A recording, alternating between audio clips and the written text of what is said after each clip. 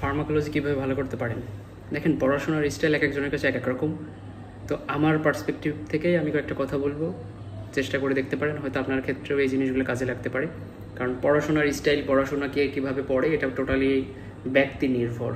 And প্রত্যেকটা স্টুডেন্টের আলাদা আলাদা ধরনের টেকনিক থাকে যে কোনো সাবজেক্টে বা যে কোনো সাবজেক্টকে নিজের আয়ত্তে আনার জন্য, যদি সেই সাবজেক্টে তার কোনো উইকনেস থাকে তবে।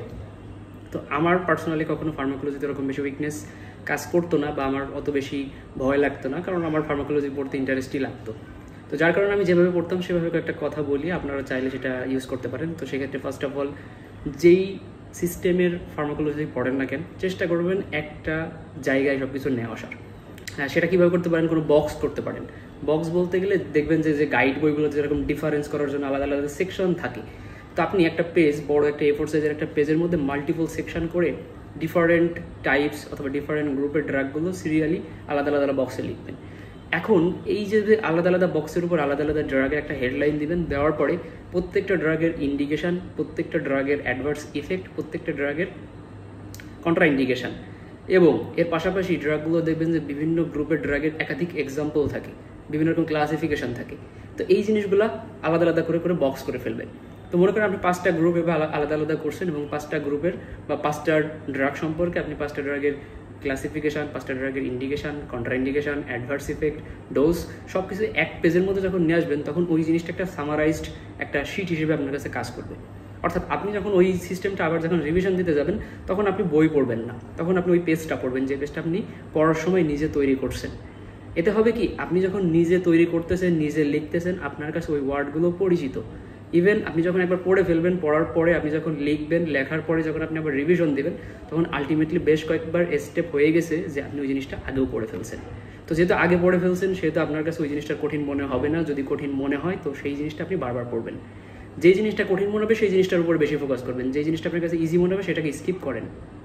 সহজ জিনিস বারবার পড়ে সময় নষ্ট করার কোনো দরকার নেই।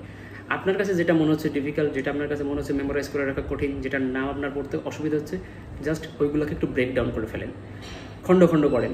খণ্ড খণ্ড করার পরে ওই জিনিসগুলোকে আস্তে আস্তে মেমোরাইজ করার চেষ্টা করেন, বা অল্প অল্প মেমোরাইজ চেষ্টা করেন। একবার যদি পুরো জিনিসটা মেমোরাইজ না হয়, সেক্ষেত্রে এতে হয় কি, যদি আপনি পুরো জিনিসটা মেমোরাইজ করতে চান, দেখা যাবে অনেক ক্ষেত্রে যখন মনে থাকবে না, তখন আপনি হতাশ হয়ে যাবেন। আপনার মধ্যে একটা ডিপ্রেসড বা একটা নেগেটিভিটি কাজ করবে, যে আমি এত পড়তেছি তা মনে থাকতেছে না। তো কী করবেন, ওই বড় জিনিসটাকে বা কঠিন জিনিসটাকে মাল্টিপল খণ্ডে বিভক্ত করে ফেলবেন। দেন ছোট্ট ছোট্ট খণ্ডগুলো আপনি অ্যাবজর্ব করার চেষ্টা করবেন, কিংবা ডাইজেস্ট করার চেষ্টা করবেন। এতে হবে কি, আপনার কাছে যখন অল্প একটু জিনিস মনে থাকবে, তখন ভালো লাগবে, আপনার মধ্যে তখন একটা পজিটিভিটি কাজ করবে, যে না, আপনি পারতেছেন, চেষ্টা করলে পারবেন। তো এই যে একটা পজিটিভিটি যখন আসবে, তখন কিন্তু আপনার ওই সাবজেক্টের প্রতি এরকম বড় একটা ফোবিয়া আসবে না।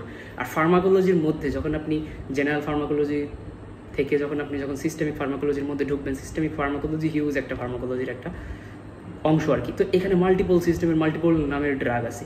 প্রত্যেকটা ড্রাগের মধ্যে গেলে দেখবেন যে প্রত্যেকটা ড্রাগের individual adverse effect, contraindication, dose, অনেক কিছু। তো এত কিছু তো আপনার এতভাবে মনে রাখা পসিবল না, কিংবা পরীক্ষার আগে এত জিনিস রিভিশন করা সম্ভব হয় না। তো সেই ক্ষেত্রে আপনি নিজের একটা হ্যান্ড নোট তৈরি করবেন, সব থেকে বেস্ট অপশন আমার কাছে মনে হয়। এবং ওই হ্যান্ড নোটটাই বারবার রিভিশন দিবেন, কোনই সময় পাবেন হ্যান্ড নোটটা খুলে পড়বেন। তাইলে হবে কি, যেগুলো অলরেডি বলে ফেলছি, যে পড়াটাও কম হবে, আপনার পড়াটা গোছানোও থাকবে। পরীক্ষার আগে আপনাকে এদিক সেদিক দৌড়াদৌড়ি করে পড়া খুঁজতে হবে না, সব কিছু রেডি টু ইট, জাস্ট সেটা রিভিশন দেবেন পরীক্ষার আগে। That's it.